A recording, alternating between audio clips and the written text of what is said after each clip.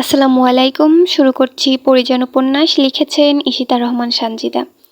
পর্ব ৩৩। পাঠে বাংলা উপন্যাস চ্যানেল। দরজায় কান লাগিয়ে ওপাশে উপস্থিত মানুষটার পরিস্থিতি বোঝার চেষ্টা করছে পরি। কয়েক মুহূর্ত দাঁড়িয়ে থেকে আর শব্দ শোনা গেল না। পরি ভাবল বোধহয় শায়েরি এসেছে, তাকে পরীক্ষা করছে। তাই সে পরীক্ষা দিতেও প্রস্তুত হলো। আবারও জিজ্ঞেস করলো, পরিচয় না দিলে দরজা খোলা যাবে না। যদি কথা না বলেন তাহলে চলে যান এখান থেকে। এবার জবাব এলো মোটা কণ্ঠস্বরে। একজন পুরুষ বলে উঠল, সেহেরান ভাই আছে? চমকে গেল পরি। সত্যিই তো শাহের আসেনি। তাহলে কে এলো? দরজা তো কিছুতেই খোলা যাবে না, কিন্তু ভয় সে পেল না। শত্রুকে প্রতিহত করতে পরি জানে, এই একজনকে শেষ করতে কয়েক মুহূর্ত যথেষ্ট। পরি দরজা থেকে একটু পিছিয়ে গিয়ে বলে, উনি বাড়িতে ফেরেননি, আপনি চলে যান।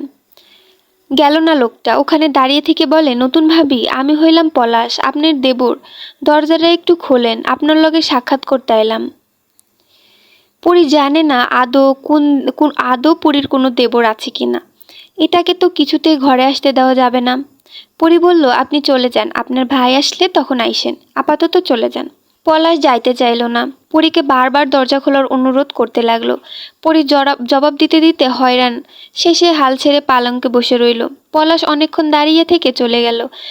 তার কিছুক্ষণ বাদেই আবার দরজায় কড়া নাড়ল কেউ। পরি বিরক্ত হয়ে গেল। নিশ্চয়ই পলাশ নামের লোকটা আবার এসেছে। সে রেগে বলে, এত ঘাড়তারা কেন আপনি? এসেছেন কেন আবার? চলে যান। তবে এবারের গলার আওয়াজ পরিচিত পরীর। আপনি কি আমার উপর রেগে আছেন পরিজান? থতমত খেয়ে পরি দ্রুত দরজা খুলে দিল। শায়েরকে দেখে মৃদু হাসার চেষ্টা করে ঘরে আসতে নিল। শায়ের এখনো প্রশ্নসূচক দৃষ্টিতে পরির দিকে তাকিয়ে আছে। পরি তা বুঝতে পেরে বলল, পলাশ নামে আপনার কোনো ভাই আছে? কেন বলুন তো? সে এসেছিল আপনার খোঁজে, ভেতরে আসতে চেয়েছিল, কিন্তু আমি আসতে দেইনি। শায়ের কপাল কুঁচকে বলল, চিন্তিত হয়ে বলল, পলাশ বাড়ি এসেছে? আপনি চিনেন পলাশকে? চামেলির বড় ভাই পলাশ, ভালো ছেলেও। পরি মাথা নাড়ল। শায়ের বলল, কিন্তু ওর ওর থেকে দূরে থাকার চেষ্টা করবেন। কেন? ভালো ছেলেদের থেকে দূরে থাকবেন, আর খারাপ ছেলেদের কথা তো বাদই দিলাম। তা আপনি কেমন ছেলে মালি সাহেব? আমি আপনার স্বামী পরিজান। আমি যেমনই হই না কেন আপনার বাস আমাতেই হবে। পাঞ্জাবির পকেট থেকে ফুলগুচ্ছ বের করে পরীর হাতে দিল। আবারও সেই বেলি ফুল। সাদা রঙের সেই ফুলটিতে মন মাতানো সুবাস থাকে। কেমন যেন নেশা ধরে যায় পরীর। নাকের কাছে ফুল নিয়ে ঘ্রাণ নিতেই মন ভালো হয়ে যায়। আপনি ফুলের নেশায় আসক্ত, আর আমি পরিজানের নেশায়। শায়েরের চোখে চোখ রেখে পরি বলে, মালি সাহেব যে নিজ হস্তে গড়েছে বাগান, এই ফুলের নেশায় আজীবন আসক্ত থাকতে চাই। একজন মানুষের সব কিছু পরিবর্তন হলেও আসক্তির পরিবর্তন কখনো হয় না। আপনি আমার সেই আসক্তি, যা কখনোই পরিবর্তন হবে না পরিজান। দীর্ঘ দৃষ্টি বিনিময় হলো দুজনের। যে ঠোঁটের হাসি থেকে চোখ ফেরানো যায় না, সে হাসি মারাত্মক সুন্দর, যা সামনের পুরুষটিকে প্রচণ্ড বেগে আঘাত করে যাচ্ছে। ভালোবাসা সুন্দর হলে তার দেওয়া সব কিছুই সুন্দর। আপনার হাসি সুন্দর, শুধুই সুন্দর? হাসল শায়ের।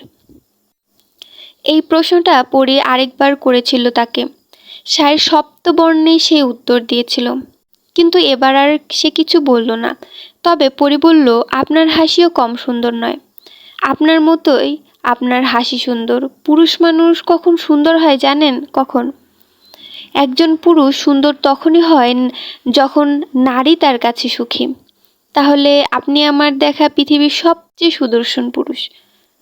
শায়েরের মতে সব পুরুষ সুন্দর হয় না।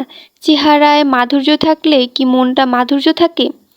নারীকে সুখী রাখার সর্বশ্রেষ্ঠ পন্থা হলো পুরুষের ভালোবাসা, যাতে নেই কোনো লোভ, বিদ্বেষ, হিংসা। যে পুরুষ ভালোবাসা দ্বারা একজন নারীকে সুখী রাখতে পারে, একমাত্র সেই সর্বোত্তম। সকালে পলাশ আবারও এসেছে। দরজায় দাঁড়িয়ে উকিঝুঁকি দিচ্ছে অনবরত।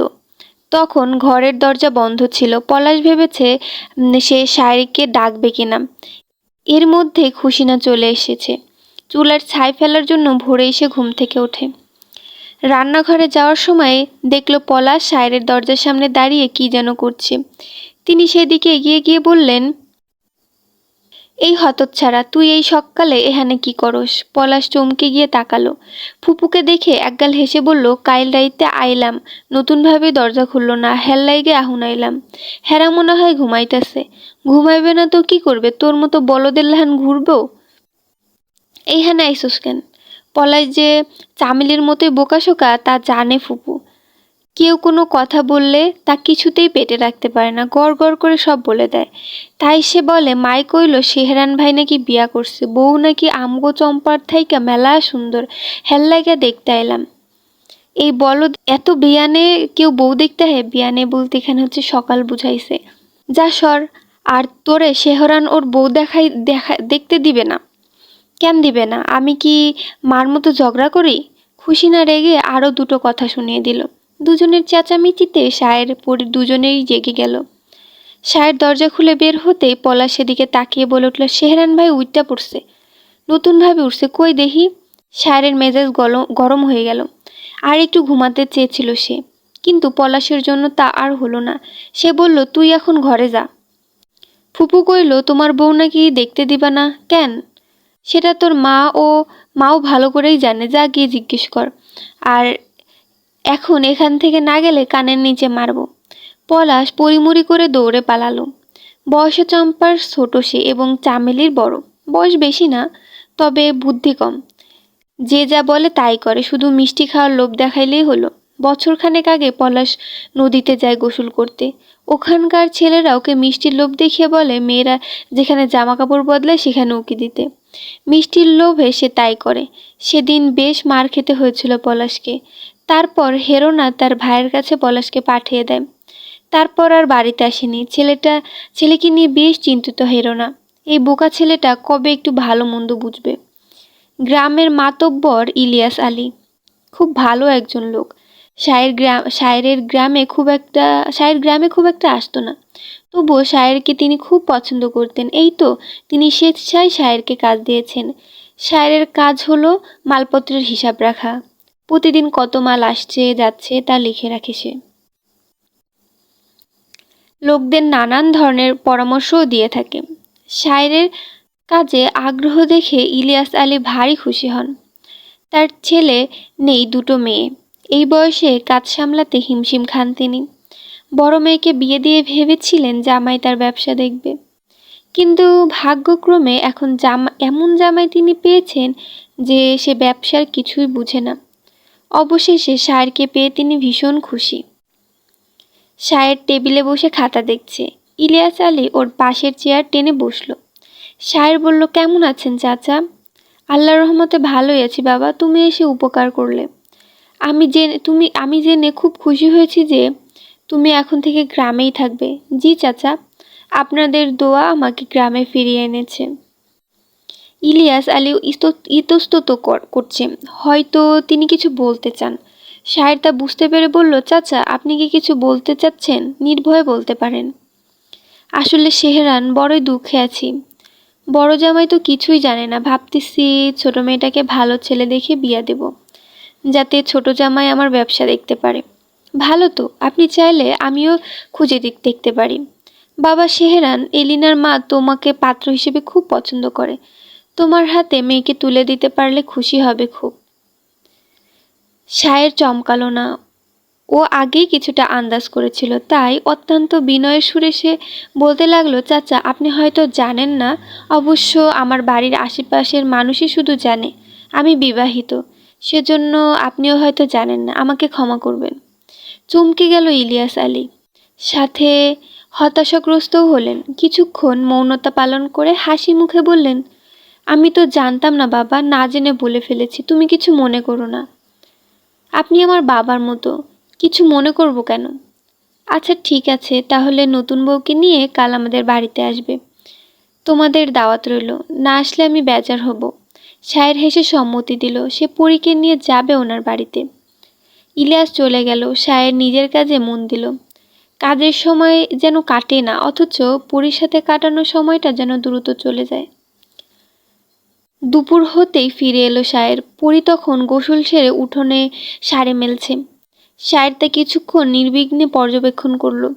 পরী পেছনে ফিরে শায়েরকে দেখে সেদিকে এগিয়ে গেল। শায়ের মুখের দিকে তাকিয়ে দেখলো ঘাম ঝরছে কপাল বেয়ে। পরে নিজের আঁচল শায়ের দিকে এগিয়ে দিয়ে বলে, ঘাম ঝরছে আপনার, মুছে নিন। আপনি মুছে দিলে মন্দ হয় না। পরি বিনা বাক্যে ঘাম মুছে দিয়েছে শায়েরকে। তারপর হাত পাখা এনে শায়েরকে বাতাস করতে করতে বলে, রৌদ্রের মধ্যে ছাতাটা নিয়ে গেলেই পারেন। আমি রোজ দুপুরে না এসেও পারতাম। কেন আসি জানেন? পরি না সূচক মাথা নাড়ায়। আপনি যখন রোজ দুপুরে গোসল করে ভেজা চুলে গামছা পেঁচিয়ে কাপড় মেলতে যান, তখন আপনাকে সবচাইতে বেশি মোহনীয় লাগে। এই দৃশ্যটা আমি প্রতিদিন দেখতে চাই। আপনি নিজেও জানেন না যে তখন কতটা স্নিগ্ধ লাগে আপনাকে। পাখা ঘুরানো থেমে গেল পরীর। স্থির দৃষ্টিতে সে তাকিয়ে রইল শায়েরের পানে। শায়ের বলছিল তার ভালোবাসা পরীকে রোজ কাঁদাবে, সেজন্য কি এই মুহূর্তে চোখ ঝাপসা হয়ে আসছে পরীর? পরী খেয়াল করলো তার চোখ থেকে এখনই নোনা জল গড়িয়ে পড়বে। শায়ের বসা থেকে চট করে দাঁড়িয়ে আগলে নিল পরীকে। চোখের জল পড়ার আগেই তা মুছে দিল। গালে হাত রেখে পরম স্নেহে চুম্বন করে পরীর গলায়। তখনই ভারী কিছু টিনের চালে পড়তে শায়ের পরী ছিটকে দূরে সরে গেল। কি হয়েছে তা দেখার জন্য শায়ের বাইরে এলো। দেখলো উঠোনে একটা বড়সড় নারকেল পড়ে আছে। এটা সম্ভবত চালের উপর পড়েছে। তখনই নারকেল গাছ থেকে পলাশের কণ্ঠস্বর ভেসে আসে, শেহরান ভাই সরেন, না হলে আপনার মাথায় পড়ব।